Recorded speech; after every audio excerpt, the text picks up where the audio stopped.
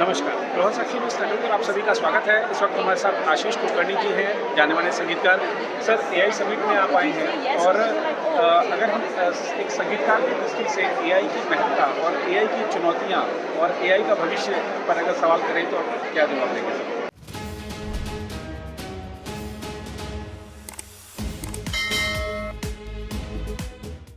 मैं सिर्फ संगीतकार नहीं हूँ, मैं फिल्म मेकर हूँ और मैं एनिमेशन फिल्म बनाता हूँ जी, जिसमें संगीत इंटीग्रल पार्ट होता है, जी, वॉइस इंटीग्रल पार्ट होता है। जी, आज हमारी एआई की जो अगर हम बात करें तो पहले ऐसा होता था कि एक फिल्म बनाई जाती थी जो से गुजराती में या तेलुगु में या तमिल में वगैरह बनाई जाती थी और फिर उसकी राइट्स बेची जाती थी कि हिंदी के राइट्स ये है, मराठी के राइट्स ये है।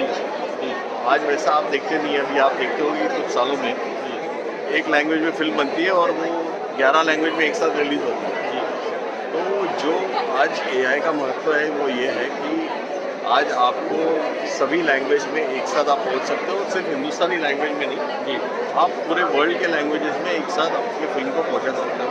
जी, और आपके पास ऐसे प्लेटफॉर्म्स हैं जहाँ जिसके थ्रू आप उधर जा सकते हो। और जो भी हमारा फिल्म मेकिंग का जो भी प्रोसेस है उसमें भी हर पार्ट में एआई का इंटरवेंशन आज शुरू हो गया है। स्क्रिप्ट लिखने से लेके ideation to script to screen हम जिसको बोलते हैं वो सभी पहलू में एआई का इंटरवेंशन चालू है और ये हर साल हर महीने में चेंज होते रहता है।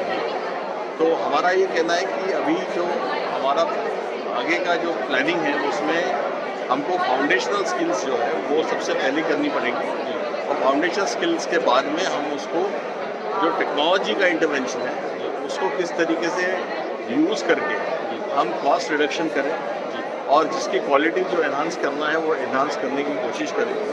तो जो कंटेंट हम बना रहे हैं उसका क्वालिटी और स्पीड और कॉस्ट ये सबका कंट्रोल करते हुए एआई का इस्तेमाल करके हम उसको डिलीवर करते हैं। तो मैं आपको अगर बता दूं कि जैसे एक ज़माना था जब हम लोग कोई भी फिल्म बनाने के लिए लेते थे तो सालों लगते थे। अभी वो जल्दी हो रही है लेकिन उसमें हर चीज़ परफेक्टली होगी ऐसा ज़रूरी नहीं होता है। तो ह्यूमन इन द लूप जिसको बोलते हैं कि उसमें जो एडिटर होता है, उसमें जो डायरेक्टर होता है उसकी ज़रूरत ज़रूर पड़ती है क्योंकि टेक्नोलॉजी एक पार्ट करती है लेकिन जो फिल्म और सिनेमा है वो स्टोरी टेलिंग है, वो इमोशन से कनेक्ट किया जाता है। तो आप अगर 10 एपिसोड की सीरीज़ आती है, वेब सीरीज़ आती है तो आप 10 हफ्ते में नहीं देखते हो, आप 10 एपिसोड एक घंटे के 24 घंटे के अंदर देख लेते हो क्योंकि वो आप इमोशनली उसके साथ में जगड़ जाते हैं। तो उसमें जो इमोशनल इंटेलिजेंस होता है ये हर डायरेक्टर का अपना एक इमोशंस को कंट्रोल करने का, इमोशंस के साथ लोगों को जोड़ने का, उनके ऑडियंस को जोड़ने का, इसको इमोशनल इंटेलिजेंस कहते हैं। दूसरा हमारे पास अभी बिहेवियरल इंटेलिजेंस भी है। सोशल मीडिया पे जब आप डालते हो तो लोग कुछ तरीके से बिहेव करते हैं तो हम लोग बिहेवियरल इंटेलिजेंस को भी यूज़ करके कंटेंट बनाते हैं। तो आज एआई का इस्तेमाल जो है वो मैं जैसा बोला हर पहलू में होता है। तो उसमें इमोशनल इंटेलिजेंस का भी यूज़ होता है, बिहेवियरल इंटेलिजेंस का भी यूज़ होता है। इसलिए जो सिनेमा है वो इमोशंस ज़्यादा कंट्रोल होगा और एआई को आपको इसको एम्प्लॉय करके बेस्ट क्वालिटी लाने के लिए किस तरीके से वर्कआउट करना है वो देखना ज़रूरी है। एक चीज़ और कि ऑरेंज इकोनॉमी की बड़ी बात हो रही है, खासतौर पर मोदी सरकार के कार्यकाल में यही के साथ। देखिए जैसे जब हम लोग स्कूल जाते थे हमारे ज़माने में हम लोग बुक्स पढ़ा करते थे और न्यूज़पेपर पढ़ा करते थे और बाद में एक दौर आया जब हम न्यूज़पेपर और बुक्स लैपटॉप पे और आईपैड पे और अपने मोबाइल पे पढ़ते थे। आज के तारीख में आप हर चीज़ को पढ़ना नहीं चाहते, आप वीडियो देखना चाहते हैं। अभी आप मेरा इंटरव्यू ले रहे हैं, ये तो आप छाप भी सकते थे लेकिन आपको वीडियो में देना है लोगों की, तो आप वीडियो क्रिएट कर रहे हो ना। तो क्या हो रहा है कि लोग पूरे वर्ल्ड में आजकल उनके पास में जो सेलफोन्स आ गए हैं, स्मार्टफोन्स आ गए हैं और हिंदुस्तान की खूबी है कि 70 करोड़ लोगों के पास स्मार्टफोन है और 1.5 साल के अंदर में ऐसी स्थिति आने वाली है कि 100 करोड़ लोगों के पास स्मार्टफोन होगा। मोदी जी ने हमारा डाटा एकदम सस्ता कर दिया है और हाई क्वालिटी डेटा भी मिल रहा है। तो आज के तारीख में हर डिजिटल कंटेंट इकोसिस्टम और डिजिटल कंटेंट इकोनॉमी में लोग वीडियो से सब चीज़ जानना चाहते हैं।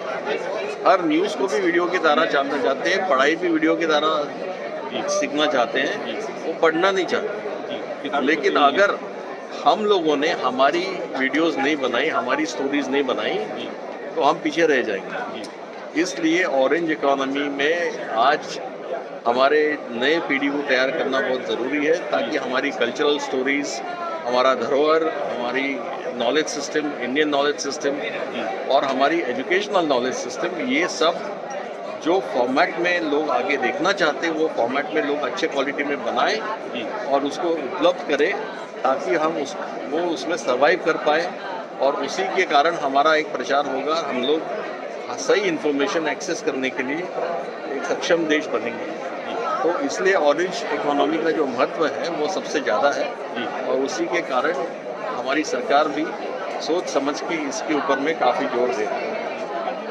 अभी एक सवाल और आया है कि दिल्ली डिक्लेरेशन की लोगों को अब इंतजार है पूरी दुनिया को क्या जाता है इस दिल्ली में जो समिट हो रहा है, और हमने बात करी है, हमारी जो थीम है पीपल प्लेनेट प्रोग्रेस, तो कैसे देखते हैं ये 3 स्तंभ रखे हैं? देखिए, जो मैंने आपको बोला है उसमें तो हमारी जो इन्फॉर्मेशन सिस्टम है इसमें तीनों भी जुड़े हैं कि हमारी अभी प्रोग्रेस कैसी होगी, हमारे लोगों का प्रोग्रेस होगा तो हमारा भी प्रोग्रेस होगा।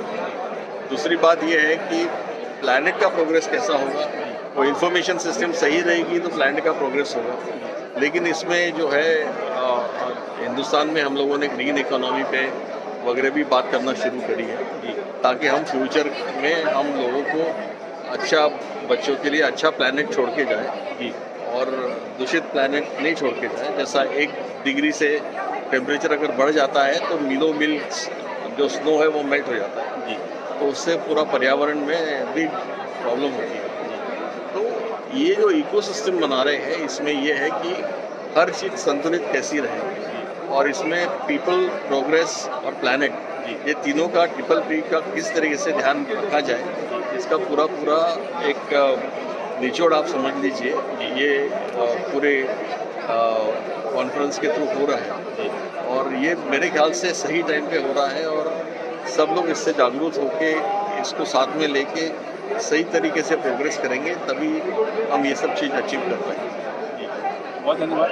ये थे श्री आशीष कुलकर्णी, जिन्होंने एआई किस तरीके से पीपल, प्लैनेट और प्रोग्रेस की बात हो रही है उसके लिए कैसे हितकारी हो सकता है, इस पर तमाम अपने विचार रखें। फिलहाल इस रिपोर्ट में इतना ही, ताकि देश में बने रहे हैं प्रभात साक्षी।